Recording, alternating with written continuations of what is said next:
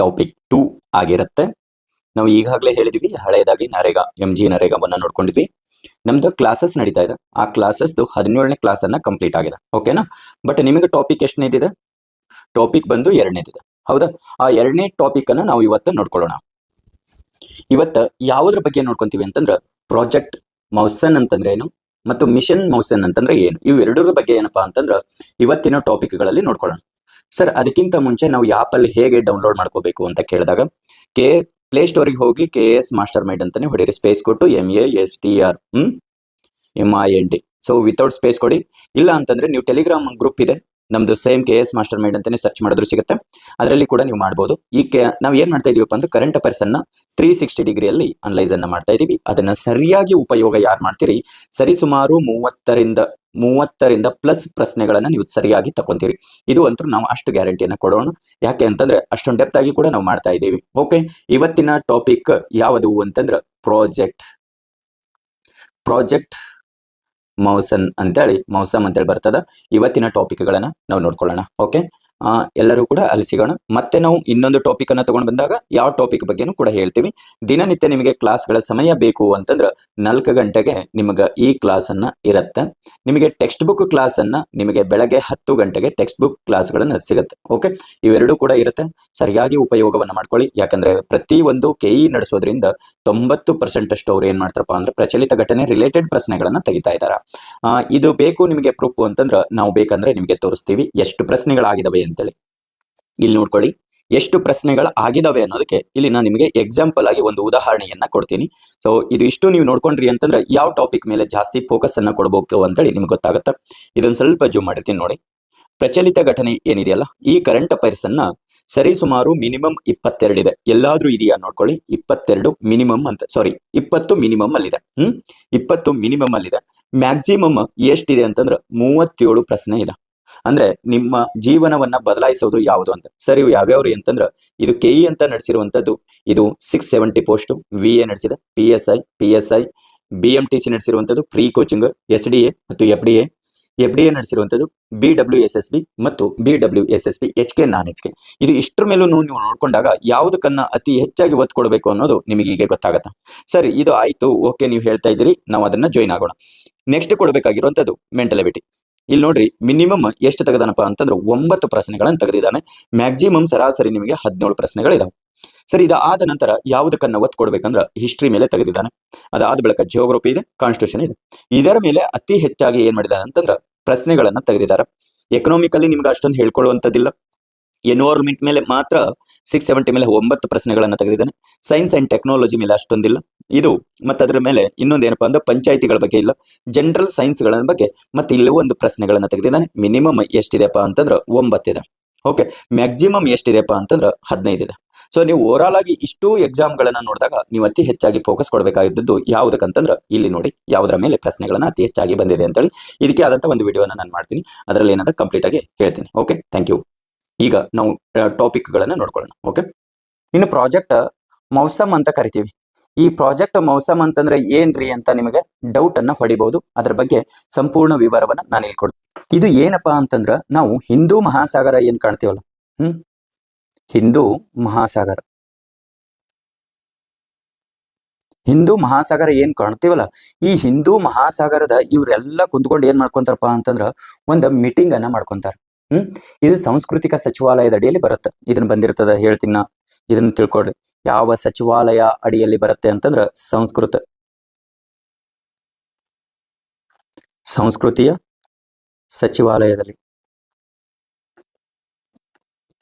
ಯಾವಾಗ ಪ್ರಾರಂಭ ಆಗ್ತದಪ್ಪ ಅಂತಂದ್ರ 2014ರಲ್ಲಿ. ಓಕೆ, 2014ರಲ್ಲಿ ಇದನ್ನ ಆರಂಭವನ್ನ ಮಾಡ್ತಾರೆ. ಎದರದ ಏನ ಪ್ರತಿಯೊಂದು ಹೇಳ್ತಾನಪಿ, ವ್ಯತ್ಯಾಸಗಳೇನಿದೆ, ಇದು ಯಾಕೆ ಹಿಂಗಿಟ್ಟಿರಿ, ಪ್ರತಿಯೊಂದು ಹೇಳ್ತೀನಿ.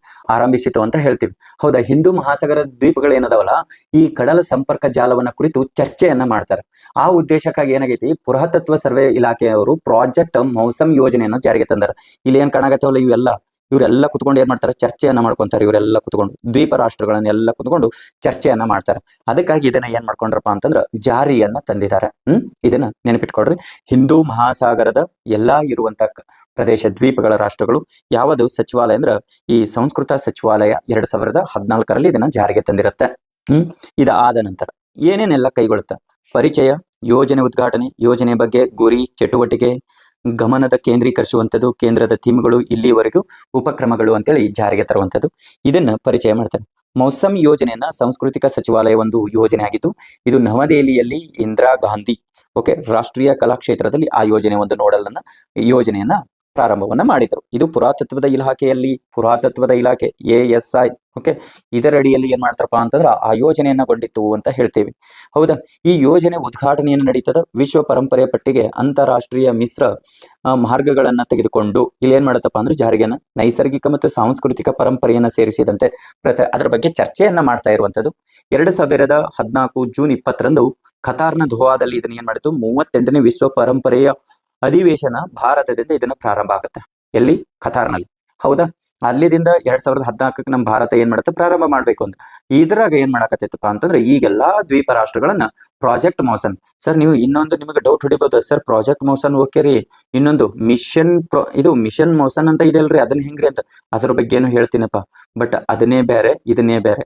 ಇದ್ರ ಬಗ್ಗೆನು ಹೇಳ್ತೀನಿ, ಬಟ್ ಇದ್ರ ಬಗ್ಗೆ ಈಗ ತಿಳ್ಕೊಡ್ರಿ, ಅದ್ರ ಬಗ್ಗೆ ನಾನು ಮತ್ತೆ ಹೇಳ್ತೀನಿ. ಹೌದಾ?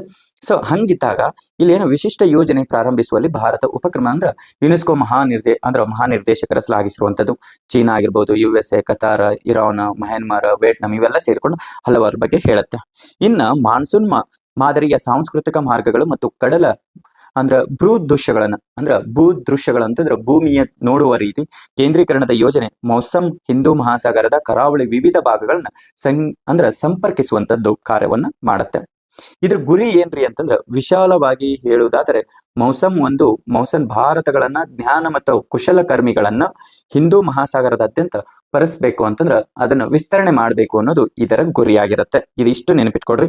ಮೌಸಮ್ ಯೋಜನೆಯ ಪ್ರಯತ್ನವನ್ನು 2 ಹಂತಗಳ ತನ್ನ ತಾನು ಇರಿಸಿಕೊಳ್ಳುವಂಥದ್ದು.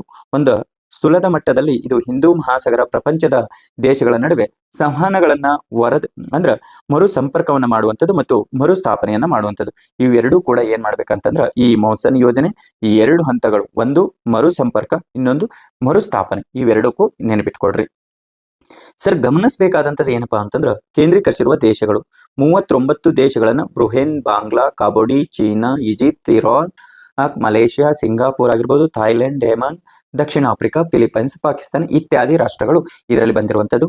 ಕೇಂದ್ರೀಯ ಥೀಮ್ ಅಂದ್ರ ಮೌಸಮ್ ಯೋಜನೆಯನ್ನ ಒಟ್ಟಿಗೆ ಹಿಡಿದಿಟ್ಟುಕೊಳ್ಳುವ ಕೇಂದ್ರ ಮತ್ತು ವಿಷಯಗಳ ಹಿಂದೂ ಮಹಾಸಾಗರ ಕರಾವಳಿಯ ವಿವಿಧ ಭಾಗಗಳನ್ನ ಸಂಕೀರ್ಣ ಮಾಡಬೇಕು ಅಂತೇಳಿ ಹೇಳುತ್ತೆ. ಈ ಮೌಸಮ್ ಅನ್ನೋದೇನದ ಒಟ್ಟಿಗೆ ಹಿಡಿದಿಟ್ಟುಕೊಳ್ಳುವಂಥದ್ದು. ಎಲ್ಲರೂ ಕೂಡ ಇದನ್ನ ಪ್ರಯತ್ನವನ್ನ ಮಾಡಬೇಕು ಅನ್ನೋ ಉದ್ದೇಶಕ್ಕಾಗಿ ಇದನ್ನ ಜಾರಿಗೆ ತಂದಿರುವಂತದ್ದು. ಹಂಗಿತ್ತಂದ್ರ ಈಗ ನಿಮಗೆ ಒಂದು ಪ್ರಶ್ನೆಗಳನ್ನ ಇಲ್ಲಿ ಏನ್ ಮಾಡಿರ್ತೀನಿ ಅಂತಂದ್ರ ಬರ್ಸಿರ್ತೀನಿ. ಇದಕ್ಕೆ ನೀವೇನ್ ಮಾಡ್ರಿ ಅಂತಂದ್ರ ಒಂದ್ ಸ್ವಲ್ಪ ಇದ್ರ ಬಗ್ಗೆನೂ ಕೂಡ ರಿಸರ್ಚ್ ಅನ್ನ ಮಾಡ್ರಿ. ಇನ್ನು ಮಿಷನ್ ಮೌಸಮ್ ಅಂತೇಳಿ ಬರ್ತದ, ಕೇಳ್ತಾನೆ. ಇದನ್ನ ಎರಡೂ ಕೂಡ ನೇಮ ಸೇಮ್ ಆಗಿದಾವ. ಓಕೆನಾ? ಮೌಸಮ್ ಅಂತೇಳಿ ಬರುತ್ತೆ. ಸೊ ಇದ್ರದ್ದು ಏನ್ರಿ ಉದ್ದೇಶ ಅಂತಂದ್ರ ಇದನ್ನ ಯಾವಾಗ ಪ್ರಾರಂಭ ಮಾಡಿದ್ರು ಅಂತಂದ್ರ ಪ್ರಾರಂಭ ಅಂತಂದ್ರೆ ಯಾವಾಗ ಅಂತಂದ್ರ 2024ರಲ್ಲಿ ಭೂ ವಿಜ್ಞಾನ ಅಂತ ಬರ್ತದ. ಭೂ ವಿಜ್ಞಾನ ಸಚಿವಾಲಯದವರು ಸಚಿವಾಲಯದವರು ಇದನ್ನ ಏನ್ ಮಾಡ್ತಾರಪ್ಪ ಅಂತಂದ್ರೆ ಕಾರ್ಯರೂಪಕ್ಕೆ ತಂದಿರ್ತಾರೆ. ಇದಿಷ್ಟು ನೆನಪಿಟ್ಕೊಡ್ರಿ. ಹಂಗಿತ್ತಂತಂದ್ರ ಸರ್ ಇದರದಿಂದ ಏನ್ ಯೂಸಸ್, ಅದರದಿಂದ ಏನ್ ಯೂಸಸ್ ಅಂತಂದ್ರ ಭಾರತೀಯ ಹವಾಮಾನ ಭೂ ವಿಜ್ಞಾನ ಅಂತ ಕಳೆದಾಗ ಇದು ಭಾರತೀಯ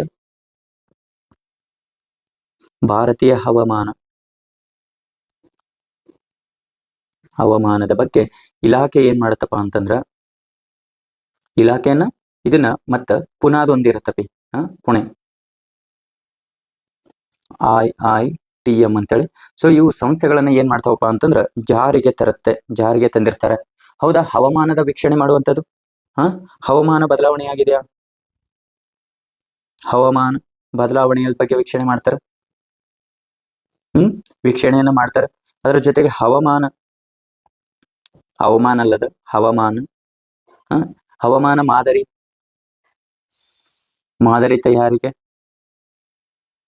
ತಯಾರಿಕೆ ಬಗ್ಗೆ ಹೇಳುತ್ತ. ಹಾಗೆ ಇವೆಲ್ಲವನ್ನು ಕ್ಲೌಡ್ ಚೇಂಬರ್ ಅಂತ ಹೇಳಿ ಬರ್ತದ. ಹೌದಾ? ಈ ಕ್ಲೌಡ್ ಚೇಂಬರ್ ಅನ್ನ ನಿರ್ಮಿಸಲಾದಂತವ್ರು ಯಾರು ಅಂತ ಕೇಳಿದ್ರೆ ಪುಣಾದವ್ರು ನೋಡ್ರಿ. ಇದು ಪುಣೆನಪಿ. ಇದನ್ನು ಕೂಡ ಪುಣಾದ ಯಾವುದು IITM ದವರು ಇದನ್ನ ಏನ್ ಮಾಡ್ತಾರಪ್ಪ ಅಂತಂದ್ರ ಭಾರತದ ಭಾರತದ ಮೊದಲ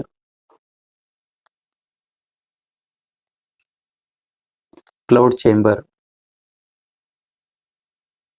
ಏನನ್ನ ನಿರ್ಮಿಸಲಾಗಿರುವಂಥದ್ದು. ಓಕೆನಾ. ಸೊ ಇದು ಇಷ್ಟು ಕೂಡ ಏನ್ ಮಾಡ್ಕೊಡ್ರಿ ಅಂತಂದ್ರೆ ನೆನಪಿಟ್ಕೊಡ್ರಿ, ಪ್ರಶ್ನೆಗಳನ್ನ ಆಗ್ತದೆ.